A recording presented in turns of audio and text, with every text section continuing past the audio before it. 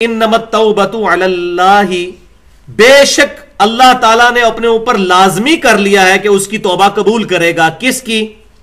للذین یعملون السوء بجہالۃ، جو کوئی بے سمجھی میں گناہ کر بیٹھے. ثم یتوبون من قریب، اور پھر جلد ہی اللہ کی طرف پلٹ آئے. یہ نہیں ڈٹائی کے ساتھ کرتا چلا جا رہا ہے، جلد ہی اس کو احساس ہو جائے کہ مجھ سے غلطی ہو گئی. فَأُولَئِكَ يَتُوبُ اللَّهُ عَلَيْهِمْ، تو ایسے لوگ ہیں جن کی طرف اللہ بھی ان کی طرف توبہ فرمائے گا، رجوع کرے گا. دیکھیں یہ توبہ کا لفظ جب بندے کے لیے استعمال ہوگا تو بندے کا اپنے رب کی طرف رجوع کرنا، اور جب اللہ کے لیے استعمال ہوگا تو اللہ کا اپنے بندے کی طرف رجوع کرنا. کیونکہ اگر کوئی شخص اپنے رب کی طرف رجوع کر لے پھر اللہ تعالیٰ اپنے بندے کی طرف رجوع فرما لیتا ہے. یہ اس کی رحمت کا تقاضا ہے. وَكَتَبَ عَلَى نَفْسِهِ الرَّحْمَةَ، اللہ تعالیٰ نے اپنے اوپر یہ لازم کر لیا ہے کہ وہ رحم ہی فرمائے گا. وَكَانَ اللَّهُ عَلِيمًا حَكِيمًا، اور اللہ تعالیٰ سب کچھ جاننے والا اور بڑی حکمت والا ہے. تو میں نے پہلے بھی عرض کیا کہ جب کنکلوڈنگ آیات میں کنکلوڈنگ جو پورشن آتا ہے اللہ کی صفات کا، وہ بڑا انٹلیکچوئل پورشن ہوتا ہے. یہاں ہے کہ اللہ تعالیٰ جاننے والا اور حکمت والا ہے. وہ جانتا ہے کہ کس نے جان بوجھ کر گناہ کیا تھا اور کس نے جہالت میں کیا، اور وہ جانتا ہے کہ کون شخص واقع ہی اس کی طرف رجوع لا رہا ہے یا خالی استغفار کی تسبیح پھیر رہا ہے. اور حکیم بھی ہے، اس کی حکمت کا تقاضا یہ ہے کہ وہ انسانوں پر گرفت نہیں کرتا. اس نے اپنے اوپر ایسا رول کیا ہے، ورنہ وہ چاہے تو کوئی شخص حرام کی طرف نظر اٹھائے فوراً اس کی آنکھیں ضائع ہو جائیں، کوئی حرام کا لقمہ اپنے پیٹ میں ڈالنے لگے تو اس کا ہاتھ شل ہو جائے، پیٹ میں پہنچتے ہی جو ہے پیٹ میں آگ لگ جائے. ایسا نہیں ہوتا. یہ سارے مورل لاز دنیا کے اندر ایکٹیو نہیں ہے، لیکن آخرت میں یہ مورل لاز ایکٹیو ہو جائیں گے جس طرح دنیا کے اندر فزیکل لاز ایپلیکیبل ہیں. کوئی شخص انگارہ اپنی زبان پر رکھ لے زبان جل جائے گی، لیکن حرام کا مال زبان پہ رکھے زبان نہیں جلے گی.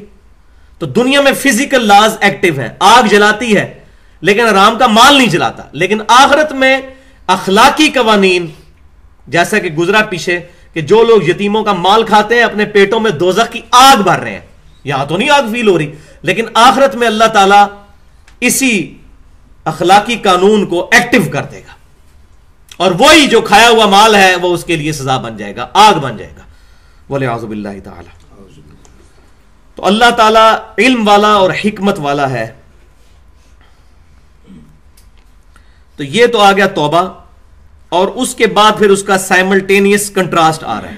لیکن اس سے پہلے میں توبہ کے حوالے سے، توبہ کی تھیم کے حوالے سے کچھ چیزیں ڈسکس کرنا چاہتا ہوں. کچھ احادیث 7 کے قریب، یہ بہت اہم ہے. صحیح بخاری اور مسلم کی متفق علیہ حدیث ہے. امام کائنات سید الاولین والآخرین شفیع المذنبین رحمت للعالمین سیدنا و مولانا امام اعظم محمد رسول اللہ صلی اللہ علیہ وسلم نے ارشاد فرمایا، جب بندہ اپنے گناہ کا اعتراف کر لیتا ہے،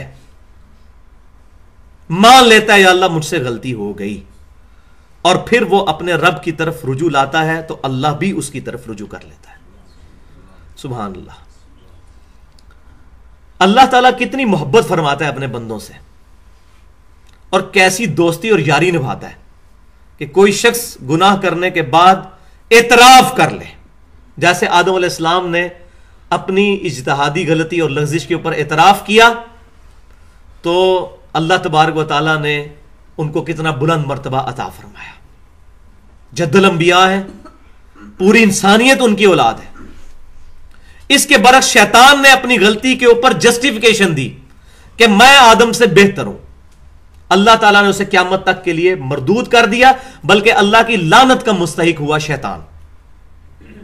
تو اب یہاں ایک جملہ غور سے سنیں، جو شخص اپنے گناہ کا اعتراف کر لیتا ہے وہ پکا آدمی ہے، آدم علیہ السلام کے ساتھ اس کی نسبت پکی ہو گئی. اور جو شخص اپنے گناہ پر غلط جسٹیفیکیشن دیتا ہے، دلائل دیتا ہے، وہ پکا شیطان کا ایجنٹ ہے. من الجنۃ والناس، جنوں میں سے بھی انسانوں میں سے بھی. تو انسان بننا ہے، آدمی بننا ہے. آدمی کون ہوتا ہے؟ آدم علیہ السلام کی اولاد. جو شخص اپنی غلطی کا اعتراف کر لے. صحیح بخاری اور مسلم کی متفق علیہ حدیث ہے، امام کائنات صلی اللہ علیہ وسلم فرماتے ہیں کہ مومن سے اگر گناہ سرزد ہو جائے تو وہ یوں سمجھتا ہے کہ میں پہاڑ کے نیچے آ گیا ہوں، میرے سر پہ پہاڑ آ گیا. یہ کتنی بڑی جو ہے وہ تکلیف دہ چیز ہے. کسی شخص کو یہ پتا چل جائے، جیسے بنی اسرائیل کے اوپر قرآن پاک میں آتا ہے سورۃ الاعراف میں، ہم نے ان کے اوپر طور کو بلند کر دیا اور کہا پکڑو اس کتاب تورات کو، تو سارے سہم گئے. طور پہاڑ اوپر آ گیا تھا صاحبان کی طرح کہ یا تو تورات کی تعلیمات پکڑو ورنہ طور تمہارے اوپر گرنے لگا.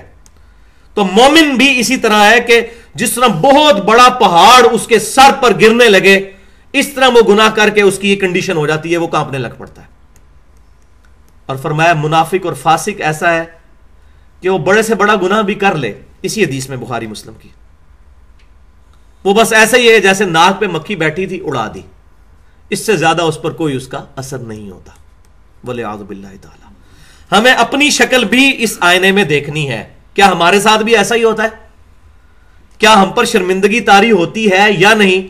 یا ہم بھی سمجھتے ہیں ایک مکھی دی بیٹھی اڑا دی، حرام خوری کرنی ہے کر لیں. وہ جی فلاں کی تو آپ سے بھی لمبی داڑھی ہے، انہوں نے تو بینک پہ پیسے فکس کروائے ہیں، سود کھا رہے ہیں، آپ کہہ رہے ہیں سود حرام ہے.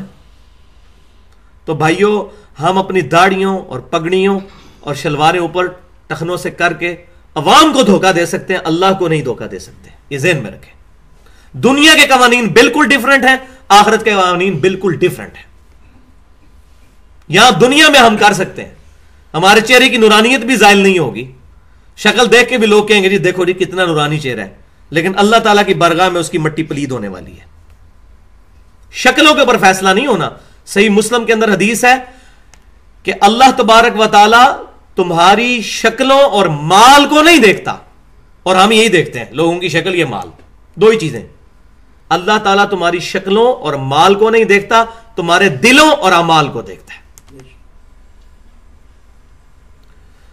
تو منافق ایسا ہے جیسے اس نے وہ مکھی اڑا دی. یہ بخاری اور مسلم کی حدیث. اس کے آگے پھر الفاظ چلتے ہیں.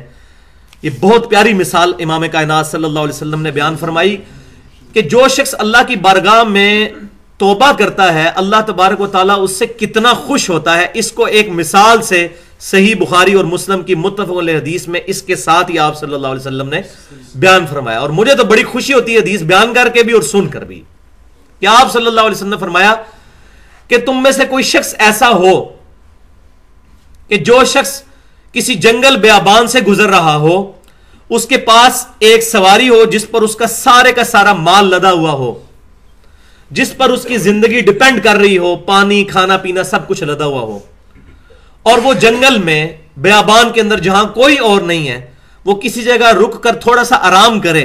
آرام کرنے کے بعد جب اس کی آنکھ کھلے تو دیکھے کہ اس کی سواری وہاں سے غائب ہے. اب اس کو اپنی موت سامنے نظر آنی شروع ہو جائے کہ میں اب یہاں سے قریب فاصلہ بھی 3-4 دن کا، میں پتہ نہیں کیسے زندہ رہوں گا.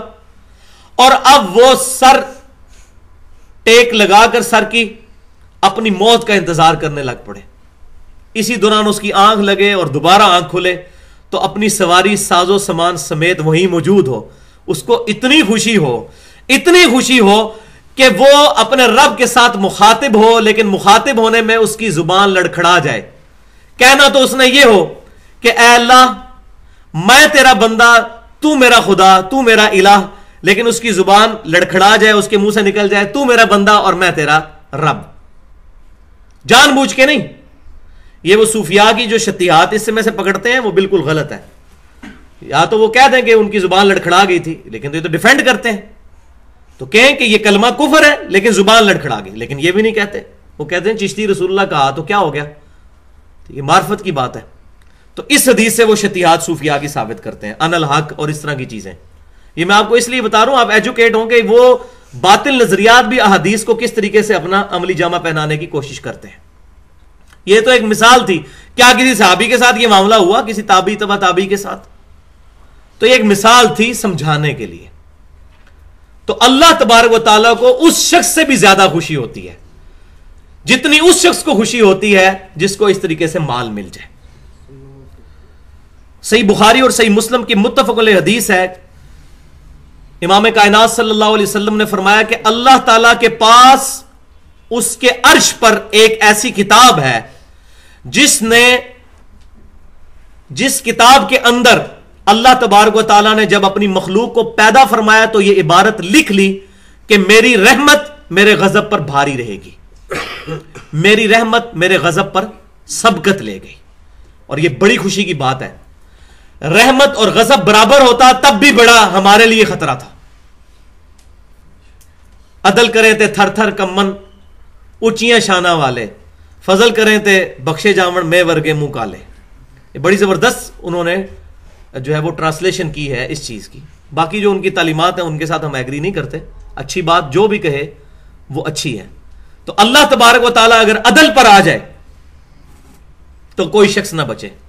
यह कुरान पाक में मजमून 2-3 दफा एड्रेस हुआ है कि अगर अल्लाह तबारक व तआला तुम्हारी गलतियों पर तुम्हें पकड़ना शुरू कर दे, सूरह फातिर का आखिरी रुकू पढ़ के देख लें, तो जमीन पर कोई चलने फिरने वाला बाकी ना रहे अगर गलतियों पे पकड़ना शुरू कर दे।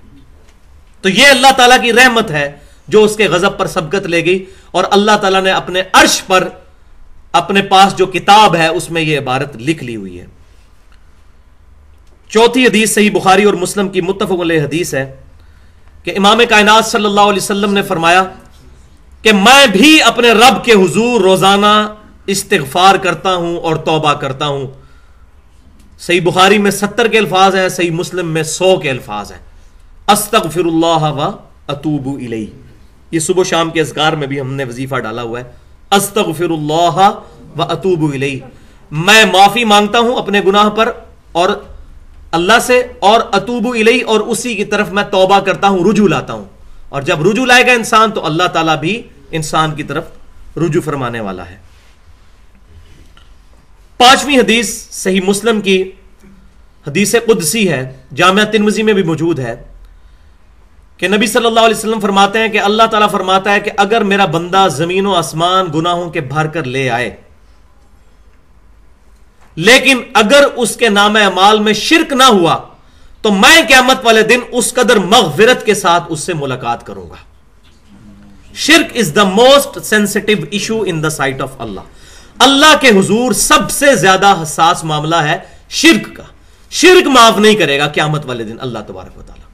शिरक के अलावा जितने गुनाह हैं वो माफ फरमा देगा। और यहां ये बात भी मैं एड्रेस कर दूं, थोड़ी टेक्निकल डिस्कशन इल्मुल कलाम के हवाले से, कि दो टर्मिनोलॉजीज को आप समझ लें। एक है महाल, मीम हा अलिफ लाम, और एक है मकदूर। जो अल्लाह ताला की कुदरत में दाखिल है चीज, उसको हम कहते हैं यह चीज मकदूर है, कुदरत में दाखिल है। और जो चीज अल्लाह की कुदरत में दाखिल नहीं है उसको हम कहते हैं महाल। अब आप सोच रहे होंगे ऐसी कौन सी चीज है जो अल्लाह की कुदरत में दाखिल नहीं है, तो वो मैं आपको आगे एड्रेस करता हूं। इन्नल्लाह अला कुल्ली शैइन कदीर, अल्लाह ताला हर चीज पर कादिर है। अब कोई शख्स ये सवाल करे, क्या अल्लाह ताला इस बात पर भी कादिर है कि अपने साथ का एक और इलाह बना ले? हाँ जी, अब जवाब देना जी। इन्नल्लाह अला कुल्ली शैइन कदीर महाल है। इसका जवाब है यह महाल है, यह सवाल ही गलत है। जैसे कोई शख्स कहे कि मेरा करीबी दोस्त मर्द, ठीक है जी, उसको हमल ठहरा, तो आप बताएं कि बेटी पैदा होगी या बेटा, तो हम कहेंगे सवाल ही गलत है, मर्द को हमल ठहर ही नहीं सकता, यह उसकी डोमेन से ही बाहर चीज है। तो अल्लाह तबारक व ताला अगर कोई और इलाह बनाएगा तो वो इलाह होगा ही नहीं, वो मखलूक ही होगा, इलाह बना ही नहीं सकता, क्योंकि जो पैदा होगा वो इलाह नहीं हो सकता, और जो इलाह है वो पैदा नहीं होता। लम यलिद वलम यूलद। तो इसके लिए इल्मुल कलाम में टर्मिनोलॉजी इस्तेमाल होती है महाल। इस तरीके अक्सर सवाल होता है कि अल्लाह ताला को ऐसा पत्थर बना सकता है जिसको खुद ना उठाए, तो हम कहेंगे ये महाल है। इन चीजों को अल्लाह ताला की कुदरत में दाखिल नहीं करना, ये अल्लाह की कुदरत का नक्स नहीं है, बल्कि इन चीजों का नक्स है कि ये अल्लाह की कुदरत में दाखिल नहीं है। क्या अल्लाह ताला झूठ बोलने पर कादिर है? महाल है। ये नहीं कह सकते और रशीद अहमद गंगोई देवबंदी की तरह کہ اللہ تعالیٰ قدرت تو رکھتا ہے جھوٹ بولنے پر لیکن بولتا نہیں ہے، یہ بھی کلمہ کفر ہو جائے گا۔ اللہ تعالیٰ تو قدرت تو رکھتا ہے اس بات کے اوپر کہ وہ بیوی اختیار کرے لیکن کرتا نہیں ہے، لم یلد ولم یولد، تو یہ اللہ کی قدرت میں بھی نہیں داخل کرنا، اس کے لیے کہتے ہیں محال۔ کیا اللہ اپنی بیوی رکھ سکتا ہے؟ محال۔ کیا اپنا بیٹا رکھ سکتا ہے؟ محال، کیونکہ اگر وہ رکھے گا وہ اللہ نہیں رہے گا۔ لم یلد ولم یولد، لا تبدیل لکلمات اللہ، نہ اللہ میں سے کوئی نکلا نہ اللہ کسی میں سے نکلا۔ اب اللہ کے یہ کلمات لم یلد ولم یولد یہ تو بدل نہیں سکتے، اگر یہ کلمات بدل جائیں تو اللہ اللہ نہیں رہتا، کیونکہ جو جھوٹ بولتا ہے وہ اللہ نہیں ہے اور جو اللہ ہے وہ جھوٹ نہیں بولتا، تو یہ محال ٹرمنالوجی۔ تو محال چیز اللہ تعالیٰ کی قدرت میں داخل نہیں کی جائے گی۔ انہی محال میں سے ایک محال یہ ہے کہ اللہ تعالیٰ مشرک کو کبھی معاف نہیں کرے گا، اگر چاہے بھی تو بھی نہیں معاف کرے گا۔ کیوں؟ قرآن پاک میں کیٹاگوریکل آ گیا ہے 2 دفعہ، سورۃ النساء آیت نمبر 48، سورۃ النساء آیت نمبر 116، ان اللہ لا یغفر ان یشرک بہ ویغفر ما دون ذلک لمن یشاء، بے شک اللہ اس گناہ کو کبھی معاف نہیں کرے گا۔ کوئی شخص شرک کے ساتھ اس دنیا سے گیا، دنیا میں توبہ کر لے تو معاف ہو جائے گی، یہ آخرت کی بات ہو رہی ہے۔ اس کے علاوہ جو گناہ ہے اگر چاہے گا تو معاف کر دے گا۔ پھر سورۃ المائدہ کے اندر آیت نمبر 72 میں انہ من یشرک باللہ فقد حرم اللہ علیہ الجنہ ومأواہ النار وما للظالمین من انصار، بے شک جو کوئی اللہ کے ساتھ شرک کرے گا اللہ نے ایسے شخص پر جنت حرام کر دی ہے، اس کا ٹھکانہ وہاں پر دوزخ آگ ہوگی اور وہاں اس کا کوئی مددگار نہیں ہوگا، حتیٰ کہ سید الاولین والآخرین شفیع المذنبین رحمت للعالمین سیدنا و مولانا امام اعظم محمد رسول اللہ صلی اللہ علیہ وسلم کی صحیح بخاری اور مسلم کی متفق علیہ حدیث ہے، صحیح بخاری کتاب الدعوات چیپٹر، صحیح مسلم کتاب الایمان چیپٹر میں، کہ اللہ تعالیٰ نے ہر نبی کو ایک دعا دی تھی، اس نبی نے وہ دعا دنیا میں ہی کر لی مقبول دعا، اور میں نے اپنی دعا اپنی امت کے لیے سنبھال کے رکھ لی ہے قیامت کے دن کے لیے۔ میری دعا سے میرے ہر امتی کو نفع پہنچے گا سوائے اس شخص کے جس نے اللہ کے ساتھ کسی قسم کا شرک کیا ہو۔ یہ بہت سینسٹیو ایشو ہے، شرک معاف نہیں ہوگا۔ ہاں شرک دنیا میں کوئی توبہ کر لے تو سورۃ الفرقان کا آخری رکوع ہے، جو کوئی دنیا میں شرک سے توبہ کر لے ہم اس کے گناہوں کو بھی نیکیوں سے بدل دیں گے۔ سبحان اللہ، یہ بہت بڑی بشارت ہے، گناہوں کو بھی نیکیوں سے بدل دیں گے۔ تو اگر کسی شخص کی زندگی پہلے شرک کے اندر گزری، اس نے توبہ کی تو اللہ تعالیٰ اس کے گناہوں کو بھی نیکیوں سے بدل دے گا، اس دنیا میں شرک بھی معاف ہو جائے گا۔ تو یہ تو تھا محال۔ اسی طریقے سے اگر کوئی شخص یہ کہے کہ اللہ تعالیٰ چاہے تو عیسیٰ بن مریم کو معاذ اللہ استغفر اللہ دوزخ میں ڈال دے،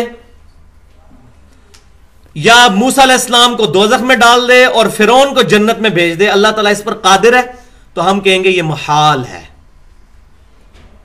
اگر اللہ ایسا کرتا ہے تو اللہ نہیں رہتا، تو یہ بات یاد رکھیں۔ تو توحید کی آڑ میں توہین نہیں ہونی چاہیے۔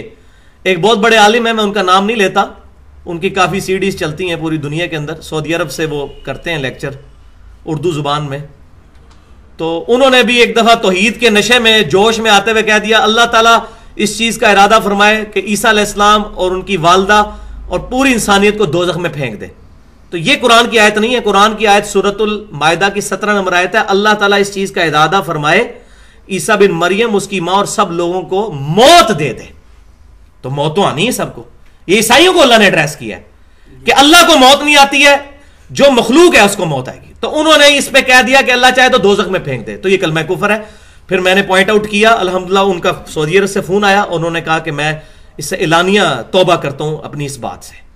تو بڑی احتیاط کرنی چاہیے گفتگو کرتے ہوئے، توحید بیان کرتے ہوئے انبیاء کی توہین بیان نہیں ہونی چاہیے علیہ السلام، ٹھیک ہے، اپنے اس لمٹ کے اندر رہنا چاہیے، کسی بھی چیز میں غلو یا ایگزیجریشن نہیں کرنی چاہیے۔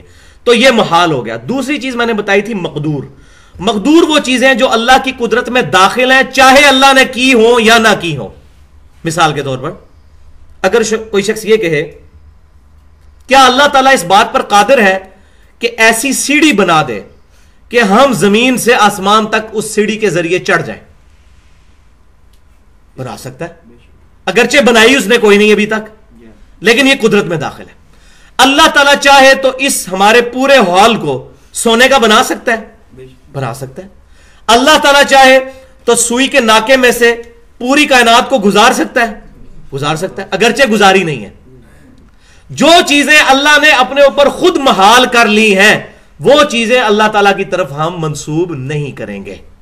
ये बड़ी इंपॉर्टेंट टर्मिनोलॉजीज थी, महाल और मकदूर। मकदूर चीजें अल्लाह की कुदरत में दाखिल और महाल नहीं। लिहाजा कासिम ननोतवी साहब ने जो तहजीरुन नास में, जो देवबंद मदरसे के बानी हैं, उन्होंने ये जुमला लिख दिया कि अल्लाह ताला इस बात पर कादिर है कि नबी सल्लल्लाहु अलैहि वसल्लम के बाद भी किसी को नबी बनाकर भेज दे, तब भी खत्म नबूवत में फर्क नहीं आएगा। माज़अल्लाह अस्तगफिरुल्लाह, खत्म नबूवत का तो मतलब ही यही है कि आप सल्लल्लाहु अलैहि वसल्लम के बाद कोई नबी नहीं आएगा। जैसे तौहीद का मतलब ही यह है लम यलिद वलम यूलद। तो इस पर फिर अहमद रज़ा बरेलवी साहब ने 1905 में हसामुल हरमैन लिखकर उन पर गिरफ्त करके कुफर का फतवा लगाया इस इबारत पर, और तकरीबन 25 उलमाए अरब ने उस पर फतवा दिया। तो अहमद रज़ा बरेलवी साहब ने इस एतबार से बहुत बड़ी ये एक समझें कि काम किया, उनकी बहुत बड़ी अचीवमेंट है। बाकी उनकी गलतियां अपनी जगह, एक गुलामत कादियानी पर फतवा लगाना और इस तरीके से उलमाए देवबंद ने जो कुफरिया बातें, और आज अल्हम्दुलिल्लाह वक्त गुजरने के साथ उलमाए देवबंद में से भी अक्सरियत ने मान लिया है कि वो इबारतें गुस्ताखाना थी। अहले हदीस उलमा ने भी ये मान लिया कि उलमाए देवबंद की वो इबारतें गुस्ताखाना थी। तो ये उसमें एक चीज उसमें ये भी शामिल थी, दर्स के बाद सवाल। तो ये मैंने जो चीज एड्रेस की इस हवाले से, महाल और मकदूर के हवाले से, तो ये इस टर्मिनोलॉजी को आप समझ लें। अब छठी हदीस सही बुखारी और सही बुखारी के अंदर है, वो है इस्तिगफार के हवाले से। मैं चाह रहा था कि अब वो वजीफे भी आपको कुछ बताए जाएं कि अल्लाह की तरफ रुजू किन अल्फाज के अंदर लेके आनी है। तो सही बुखारी के अंदर यह हदीस शरीफ मौजूद है किताबुद दावात चैप्टर में कि इमाम कायनात सल्लल्लाहु अलैहि वसल्लम ने फरमाया, अगर कोई शख्स सुबह के वक्त पूरे यकीन के साथ यह सय्यदुल इस्तिगफार अगर पढ़ ले और उस दिन को वो मर जाए तो सीधा जन्नत में जाएगा, और अगर पूरे यकीन के साथ शाम के वक्त पढ़ ले और उस रात को मर जाए तो जन्नत में जाएगा। तो यह है सय्यदुल इस्तिगफार, जिसको हम कहते हैं तमाम इस्तिगफार का सरदार। अल्लाहुम्मा अंत रब्बी ला इलाहा इल्ला अंत खलक़तनी व अना अब्दुका व अना अला अहदिका व वअदिका मस्ततअतु अऊज़ु बिका मिन शर्रि मा सनअतु अबूउ लका बिनिअमतिका अलैया व अबूउ बिज़ंबी फ़ग़फ़िरली फ़इन्नहु ला यग़फ़िरुज़्ज़ुनूबा इल्ला अंत। लेकिन ये तर्जुमा भी ज़हन में हो, हमने अज़कार कार्ड पे तर्जुमा भी लिखा है। पूरे यकीन से तभी होगा जब पता होगा कि क्या पढ़ रहे हैं। तो ये है इस्तिगफार।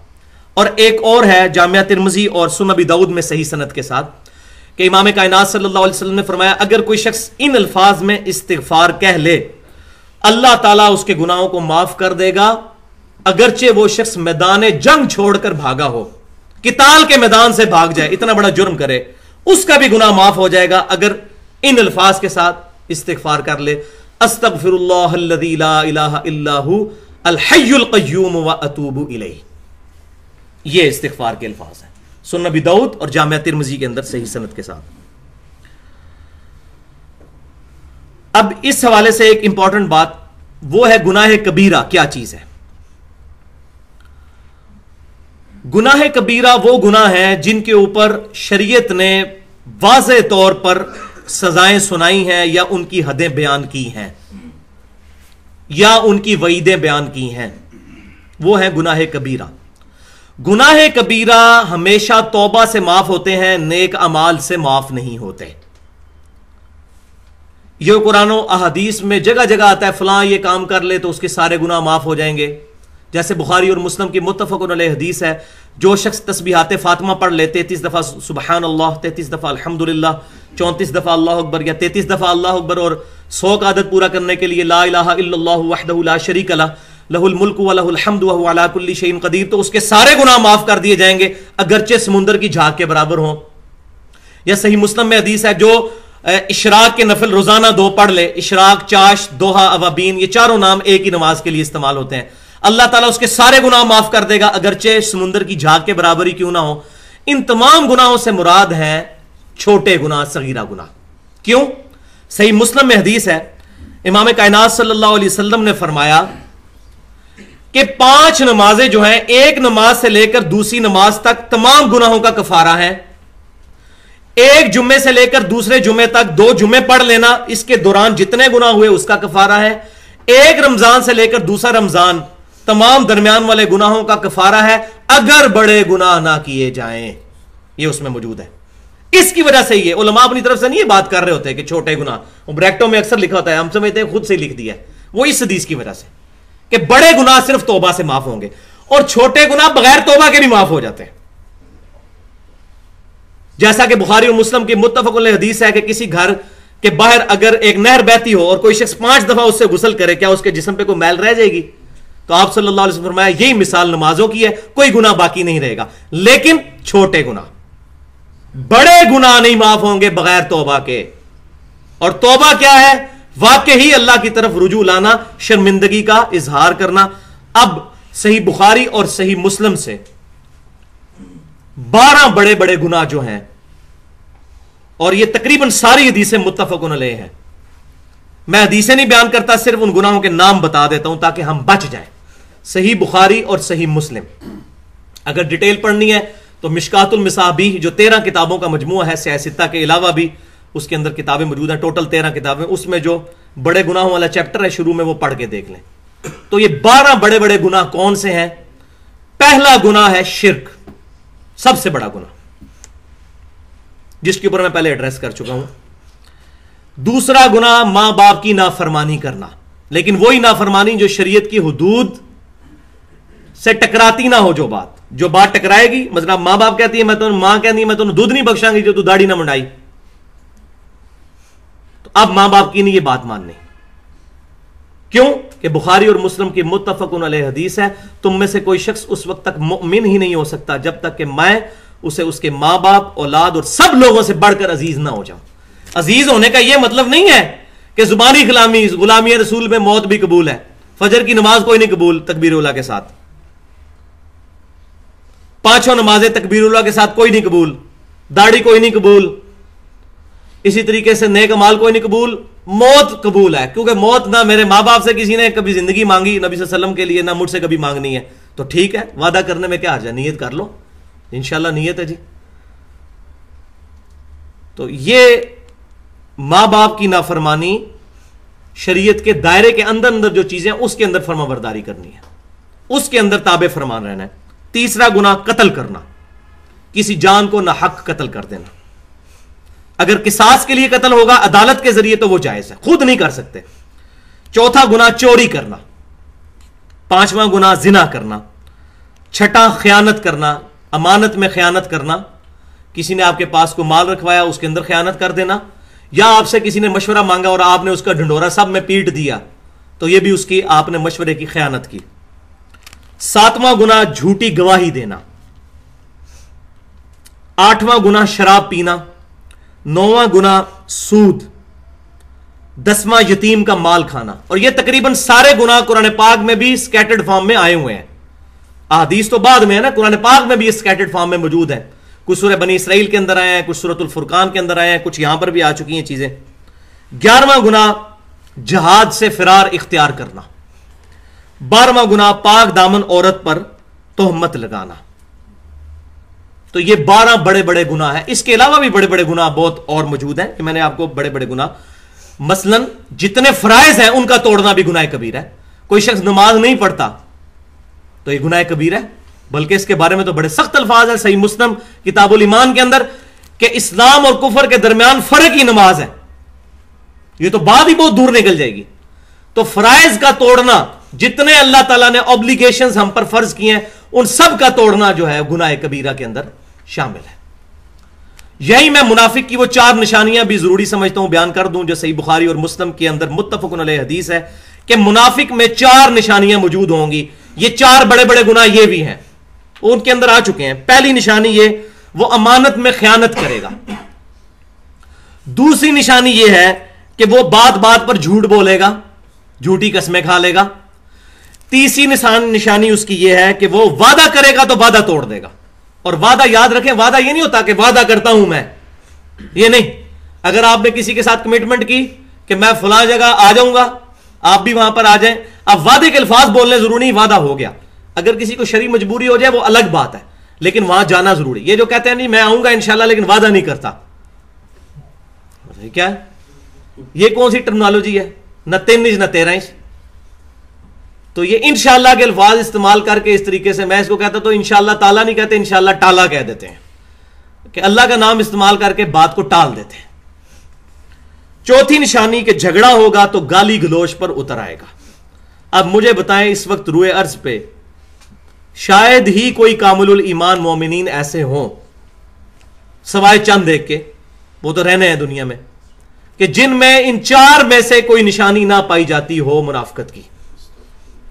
اب سن لیں, اپنا بھی ہم خود بخود انالیسس کر لیں, محاسبہ کر لیں. پہلی نشانی امانت میں خیانت کرنا, دوسری نشانی بات میں جھوٹ بولنا, تیسری وعدہ خلافی کرنا, اور چوتھی نشانی جھگڑا ہو تو گالی گلوچ کرنا. لیکن اگر کسی کے اندر یہ نشانیاں موجود ہیں یا ایک نشانی بھی, ہم اس کو منافق نہیں کہیں گے, اس کو یہ کہیں گے کہ اس کا عمل منافقانہ ہے. تو یہاں بھی ٹرمنالوجی سمجھ لیں, ایک ہوتا ہے عملی منافق اور ایک ہوتا ہے اعتقادی منافق. تو آج دنیا میں جو بھی کلمہ گو اہل قبلہ ہے, ہم اعتقاداً اس کو منافق نہیں کہہ سکتے, کیونکہ یہ دل کی کیفیت ہے. ہمیں کیا پتا کوئی شخص اندر سے مومن ہے یا کافر ہے, ہم کسی کو نہیں کہہ سکتے یہ فلاں منافق ہے. کسی کے اندر یہ غلطی ہے موجود ہے تو ہم کہیں گے اس کے اندر یہ خرابی پائی جاتی ہے, اس کو منافق کا لفظ نہیں استعمال کریں گے. تو عملی منافق سے انسان اسلام سے خارج نہیں ہوتا, اعتقادی نفاق سے اسلام سے خارج ہوتا ہے. اسی طریقے سے یہ جو احادیث میں آیا کہ جس نے نماز چھوڑی اس نے کفر کیا, اعتقاداً وہ کافر نہیں ہوتا, مسلمان ہی رہتا ہے, عملی طور پر اس کا عمل کفر والا ہے, رہے گا وہ مسلمان ہی, اس پر توبہ پیش کی جائے گی اور وہ رجوع کرے. تو اعتقادی اور عملی کا فرق یاد رکھے. اور یہ اس لیے ہے کہ بخاری اور مسلم کی متفق علیہ حدیث ہے کہ آپ صلی اللہ علیہ وسلم فرماتے ہیں کہ اللہ تبارک و تعالیٰ جب مجھے شفاعت کی اجازت دے گا تو اس آخری شخص کو بھی دوزخ سے نکال لیا جائے گا جس کے پلے خیر کی ایک رتی بھی نہیں ہوگی, کوئی خیر نہیں ہوگا, یعنی اس نے کوئی نماز بھی نہیں پڑھی ہوگی, ورنہ ایک نماز بھی زندگی میں پڑھ لے تو خیر تو ہے نا. یہ حدیث اس بات کا ثبوت ہے کہ کوئی شخص نماز چھوڑنے سے کافر نہیں ہوتا, اس کا عمل کفر والا ہے, اس کو توبہ پیش کیجیے. جو نماز کی فرضیت کا انکار کر دے گا وہ کافر ہے. لہذا بعض علماء عرب نے جو اس مسئلے میں غلو کیا کہ جو بندہ نماز نہیں پڑھتا تو وہ کافر ہو جاتا ہے, یہ ان کا ایشو غلو پہ مبنی ہے. ہمارے سلف میں ایسی بات اس درجے میں غلو میں نہیں پائی جاتی, بڑے نارمل انداز میں اس میں گفتگو کی جاتی ہے.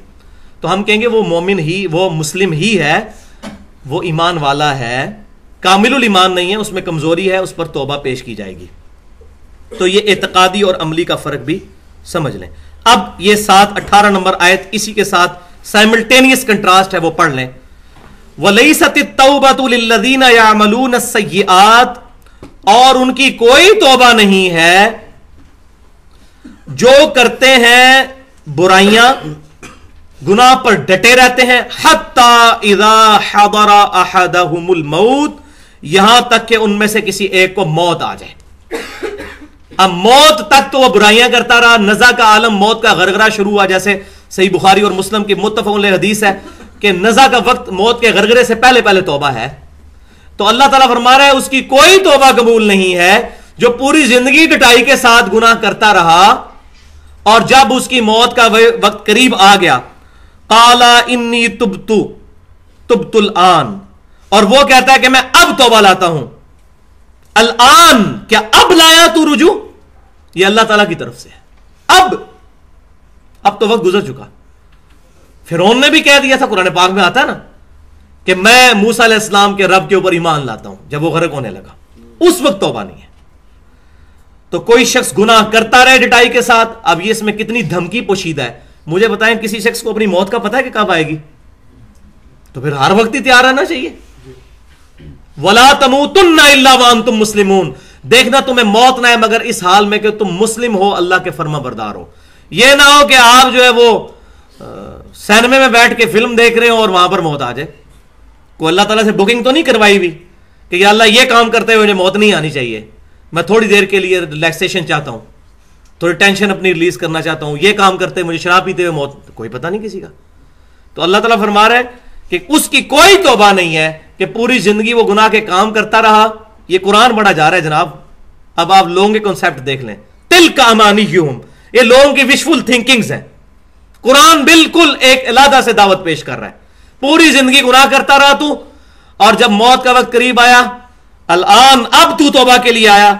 वलल्लज़ीना यमूतूना वहुम कुफ़ार, और उनकी भी कोई तौबा नहीं है जिनको मौत आ गई इस हाल में कि वो काफिर थे। क्या मतलब कि काफिर की अब तौबा नहीं कबूल होनी, क़यामत वाले दिन भी नहीं। यह महाल है कि अल्लाह ताला माफ कर दे।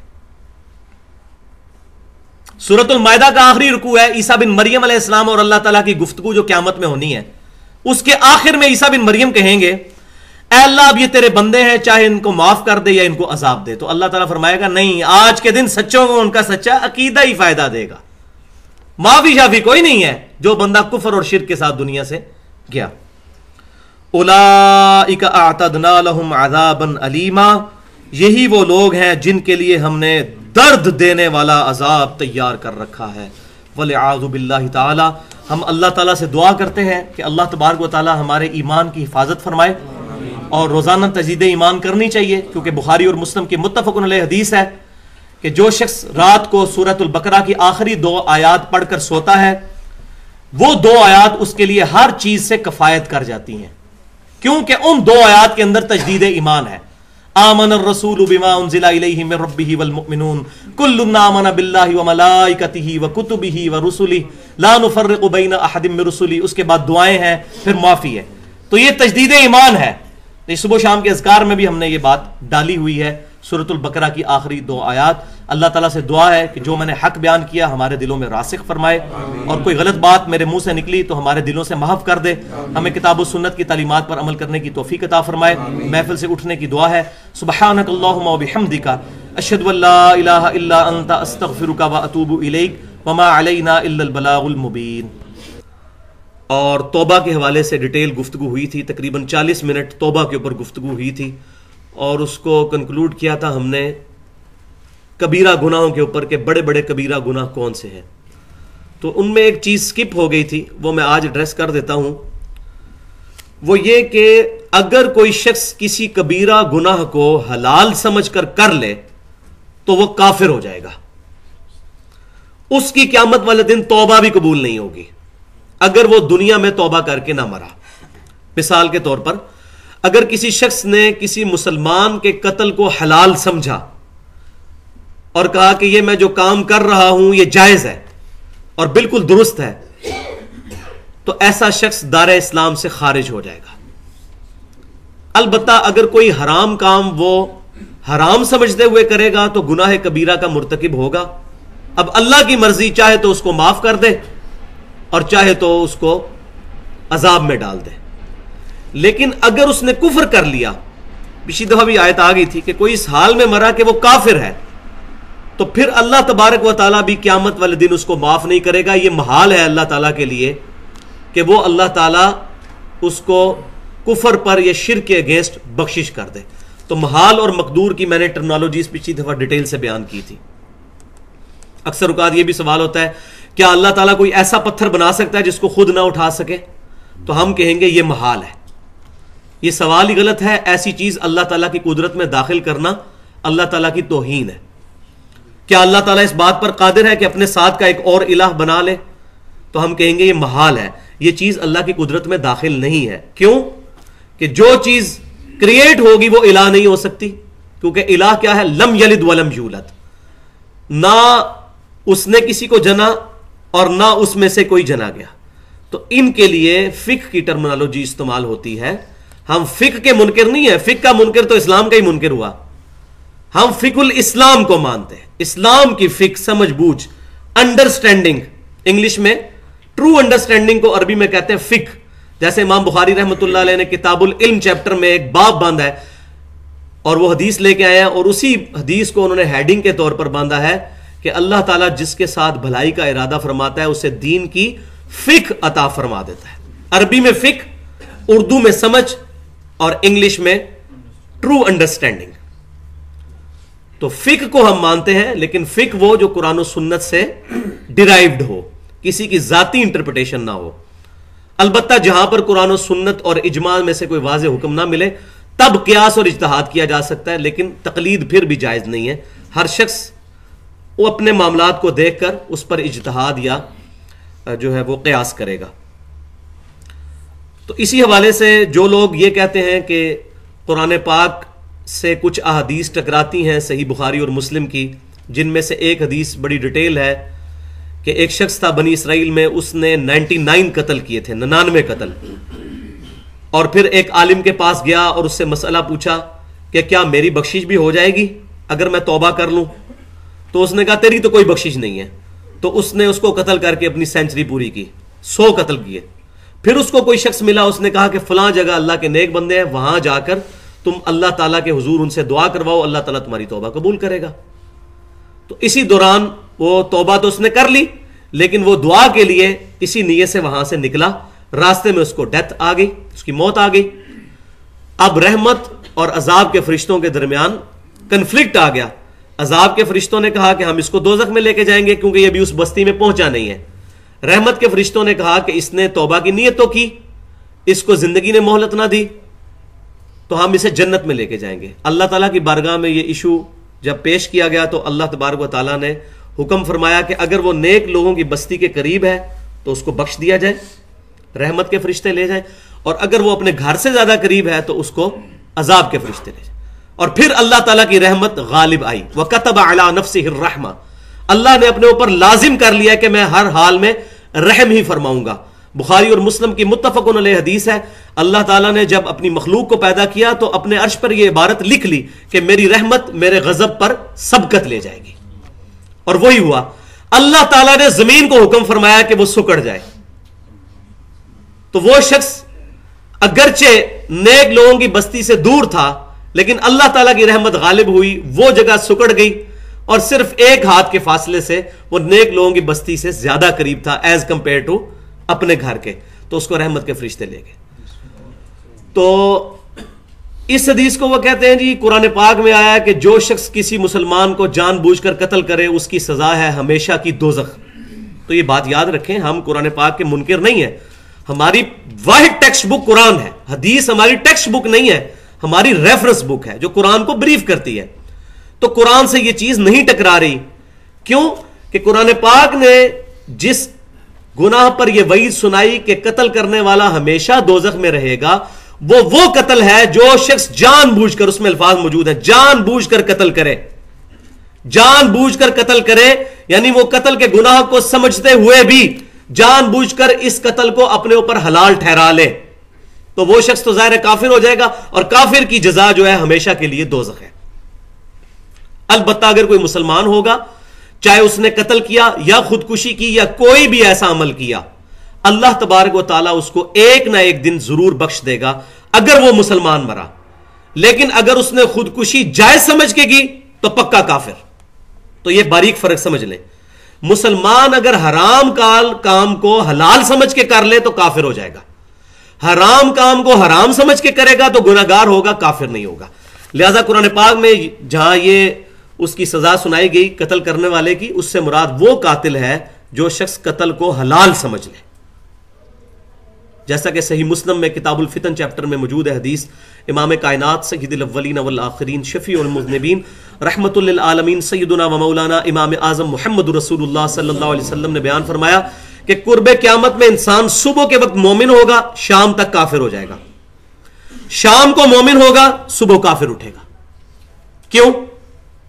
وہ انہی احادیث میں کتاب الفتن میں ملتا ہے کہ حرج عام ہو جائے گا۔ صحابہ کرام علیہم رضوان نے پوچھا یہ حرج کیا ہے؟ تو فرمایا قتل۔ قاتل کو نہیں پتا ہوگا وہ کیوں قتل کر رہا ہے، اور مقتول کو نہیں پتا ہوگا کہ اس کو کیوں قتل کیا جا رہا ہے، جس کی زندہ مثال اس وقت کراچی کے اندر جو فسادات ہو رہے ہیں مسلمانوں کے اندر، اسی پر آپ صلی اللہ علیہ وسلم نے فرمایا تھا قاتل اور مقتول دونوں دوست کی ہیں۔ تو صحابہ کرام نے پوچھا یا رسول اللہ صلی اللہ علیہ وسلم مقتول کیوں دوست کی؟ فرمایا اس نے بھی تو اپنے بھائی کے قتل کا ارادہ کیا تھا، جب مسلمان کے آمنے سامنے آیا وہ تو اب اس کی قسمت کے اس کی گولی پہلے چل گئی، ورنہ اس نے بھی تو اپنے مسلمان بھائی کو قتل کرنے کا ارادہ کیا تھا۔ تو اگر کسی نے جائز سمجھا تو اس کی زندہ مثال اس وقت ہمارے وہ چند ان پڑھ قسم کے جو ملا جو مسلمانوں کے جذبات کو ایکسپلائٹ کرتے ہیں، خصوصاً ہمارے جو علاقہ غیر کے لوگ ہیں، وہاں کا ایک نوجوان 10 12 13 سال کا صبح تک اس بیچارے کو یہی پتا ہوتا ہے کہ مسلمان کو مارنا حرام ہے، اور جب مولوی اس کی برین واشنگ کرتا ہے، اس کو خودکش حملے کی جیکٹ پہنا کے اور پاکستان میں پھر بھیج دیتا ہے کہ فلاں جگہ جا کے آپ حملہ کر دو، ان کو مار دو، یہ ساری عوام بھی کافر ہے، تو شام تک وہ مسلمانوں کے قتل کو حلال سمجھ چکا ہوتا ہے. صبح مومن، شام کو کافر، شام کو مومن، صبح کافر. یہ پریکٹیکل مثال ہے اس وقت، کیونکہ جس نے کسی مسلمان کے قتل کو جائز سمجھ لیا، کسی مسلمان کے قتل کو جائز سمجھ لیا، وہ شخص دائرہ اسلام سے خارج ہو جائے گا. ٹھیک ہے جی.